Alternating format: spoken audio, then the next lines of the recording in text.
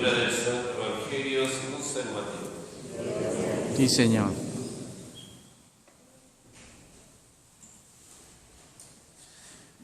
Jesús nació en Belén de Judá, en tiempos del rey Herodes.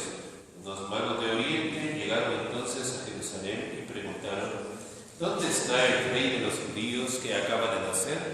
Porque vimos surgir su estrella y hemos venido a adorarlo. Al enterarse de esto, el rey Herodes se sobresaltó y toda Jerusalén con él. Convocó entonces a los sumos sacerdotes y a los escribas del pueblo y les preguntó dónde tenía que nacer el Mesías. Ellos le contestaron: en Belén de Judá, porque así lo ha escrito el profeta. Y tú, Belén, tierra de Judá, no eres en manera alguna la menor entre las ciudades ilustres de Judá, pues de ti saldrá un jefe que será el pastor de mi pueblo Israel. Entonces Herodes llamó en secreto a los magos para que le precisaran el tiempo en que se les había aparecido la estrella, y los mandó a Belén diciéndoles: vayan a averiguar cuidadosamente qué hay de ese niño, y cuando lo encuentren avísenme, para que yo también vaya a adorarlo. Después de oír al rey, los magos se pusieron en camino, y de pronto la estrella que habían visto surgir comenzó a guiarlos, hasta que se detuvo encima de donde estaba el niño. Al ver de nuevo la estrella, se llenaron de inmensa alegría. Entraron en la casa y vieron al niño con María su madre, y postrándose lo adoraron. Después, abriendo sus cofres, le ofrecieron regalos: oro, incienso y mirra.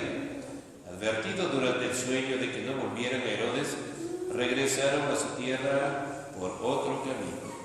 Palabra del Señor.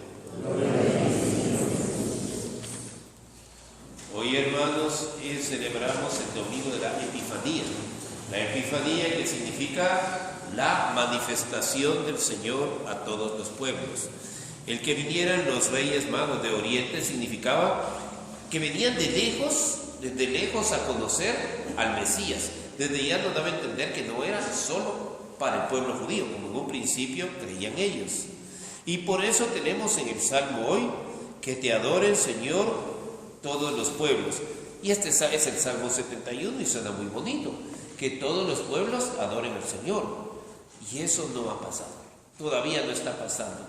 Si vemos las estadísticas, el cristianismo ni siquiera es la religión mayoritaria del mundo. Y estoy diciendo el cristianismo con todo y las otras denominaciones. No somos la religión mayoritaria. Incluso no somos la religión mayoritaria, sino quien ayudó a propagar el cristianismo, que fue Europa. En Europa ya no creen en Dios. Entonces, hermanos, resulta que esta labor de que Cristo se manifieste a todos los pueblos todavía continúa. ¿Y quién tiene que llevar a cabo esta labor de que Cristo se manifieste a todos los pueblos? Porque eso quiere decir Epifanía, manifestación del Señor. La iglesia. Suena bonito que lo haga la iglesia. ¿Quién es la iglesia? La iglesia somos cada uno de nosotros los bautizados. Hermanos, no debemos pensar que como misionero solo es únicamente el clásico misionero, el que se va a África, el que se va a lugares lejanos de Asia, a islas lejanas de Oceanía. Sí, ellos son misioneros, pero de hecho misioneros somos todos. Y todos tenemos que dar a conocer al Señor a todos los pueblos. También cuando se nos habla de todos los pueblos, da la idea que como que tenemos que salir a otro país. Bueno, en el caso de los misioneros, como en nuestro caso, tenemos misiones en 10 países y nos toca. Pero todos los bautizados somos misioneros. Y todos tenemos esta misión de lo que tuvieron que caminar los reyes magos, que ahora no tenga que caminar la gente, sino que Cristo llegue a ellos. Todas las naciones, definitivamente cada uno de nosotros no puede ir a todas las naciones, a todos los países del mundo a proclamar a Cristo. Tierra de misión no es precisamente otro país. Tierra de misión es un lugar donde Dios no es conocido o es mal conocido. Y entonces no sabemos dónde Jesús es bien conocido o no es conocido. Entonces, ¿cómo podemos hacer? Proclamar la palabra de Dios a toda hora y en todo lugar. No sé por qué a nosotros nos da pena hablar de Dios.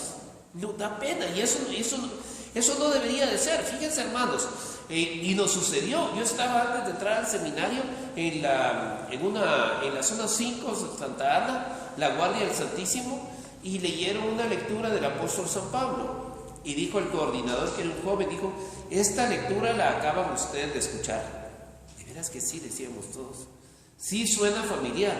Seguro que a todos ustedes les suena familiar esta lectura. Y nadie daba por qué nos sonaba familiar esa lectura. Hasta que alguien dijo: es la segunda lectura de este domingo. La acabamos de oír y ni siquiera nos acordábamos. Ya decía el padre Hugo Estrada, creo que lo mencionaba, que había un señor que era ateo y en España no entró a la iglesia, sino se quedó en el atrio de la iglesia esperando que todos salieran. Y entonces, cuando todos iban saliendo, dijo que ahora se estaba convencido de que él era ateo, pero los demás también lo eran, aunque se dijeran cristianos. ¿Por qué? Porque dijo: han venido del Calvario hablando del clima. Porque se puso a escuchar en el atrio de la iglesia todos los que venían saliendo de la misa, ¿de qué venían hablando? Dice: vienen del Calvario hablando del clima, porque sabemos que en el Calvario, el sacrificio de Cristo en la cruz, lo estamos reviviendo en el altar cada vez que celebramos la Santa Misa. Entonces él decía: yo quiero oír en las conversaciones que tiene la gente en el atrio de la iglesia de qué se habló en la misa, cuáles fueron las lecturas. Y nunca se enteró, porque la gente venía de: qué calor, ¿verdad? Qué frío, ¿verdad? No ha llovido. ¿Cómo ha llovido? Pero nadie venía hablándole de las lecturas de la misa. Y entonces es cierto, hermanos, que se supone que venimos al acto más importante del fin de semana, y generalmente incluso a nosotros mismos de sacerdotes nos ha sucedido: ¿cuál fue la segunda lectura del domingo? Ni nosotros a veces nos acordamos. Entonces, hermanos, ¿cómo vamos a propagar la palabra de Dios, que es nuestra obligación, si ni siquiera la tenemos dentro de nosotros? Es una sana costumbre, hermanos, que nosotros tengamos nuestro ir y enseñar, pero el ir y enseñar tiene un antes y un después. El antes se supone que nosotros debemos leer no solo lecturas, la oración colecta, la oración después de la comunión, la oración sobre las ofrendas, antes de venir a la misa, para ya tener una idea de qué se nos va a hablar, y después para compartir lo que nosotros pensamos de las lecturas, lo que se dijo en las lecturas. Incluso fíjense que la oración de los fieles, se supone que esa oración la debíamos llevar con nosotros y seguir orando por todo eso que hemos pedido. La misa no dura 45 minutos, no dura 50 minutos, no dura 1 hora. La misa dura 24 horas. Porque lo que nosotros hacemos, ¿qué hacemos durante la misa? Nos arrepentimos de nuestros pecados, pedimos perdón a Dios, le damos gloria y agradecimiento, nos alimentamos de su palabra, hacemos nuestras peticiones y por último nos alimentamos con su cuerpo. Eso no debería ser solo de 1 hora, debe ser nuestra actitud de 24 horas. Pero hermanos, la misa no es solo esta hora, debemos alimentarnos, comentar la santa palabra de Dios, vivirla y comentársela precisamente a los que no vienen.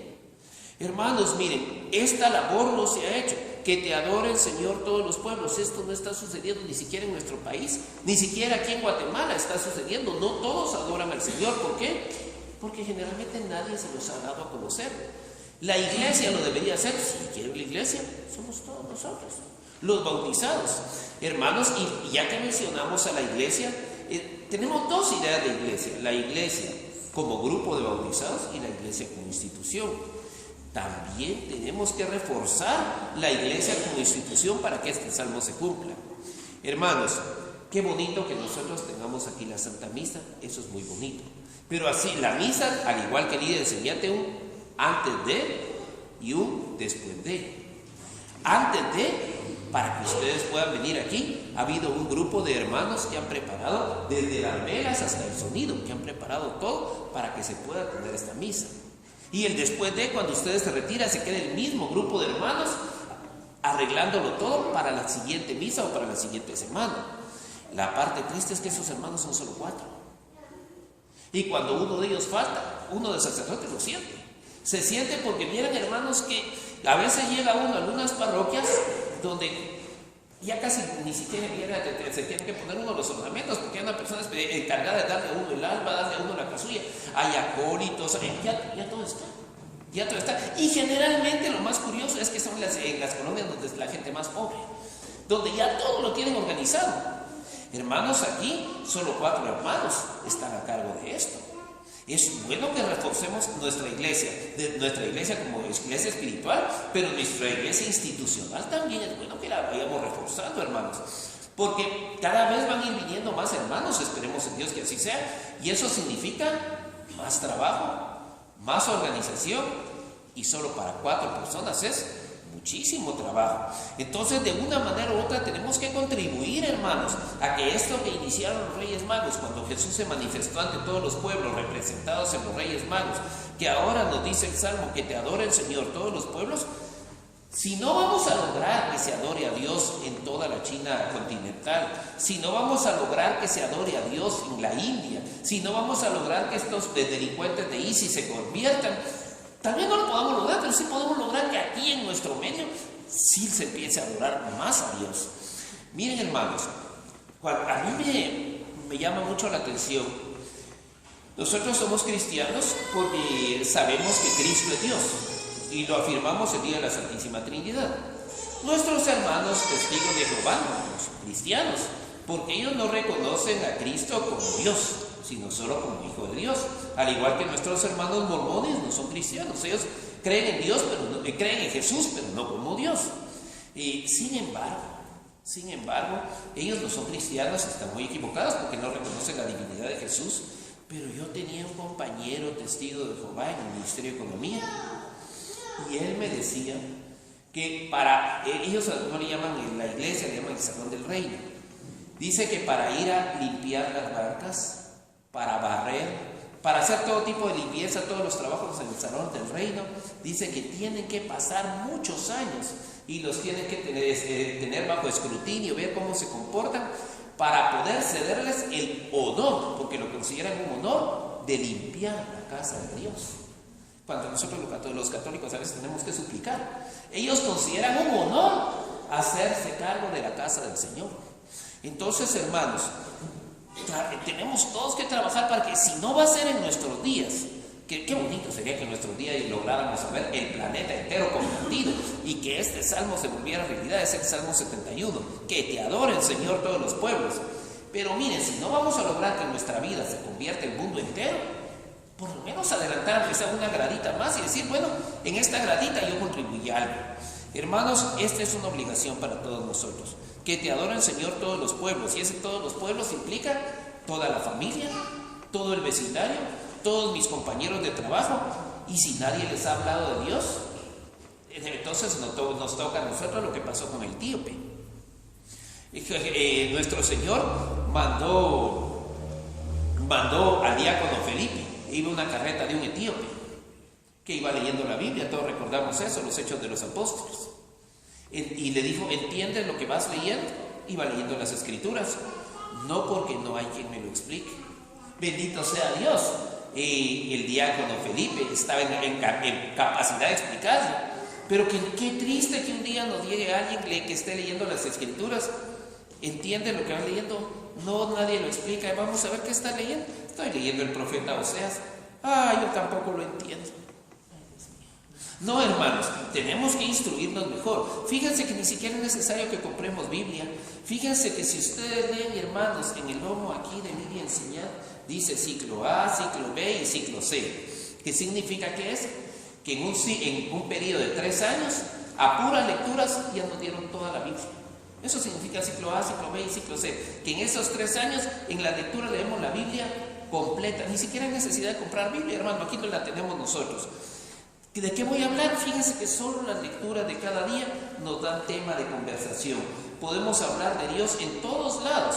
Claro, algunas personas a veces no agradan porque llegan a hablar hablando de Dios en una forma prepotente. No, tenemos que hablar de Dios con amor.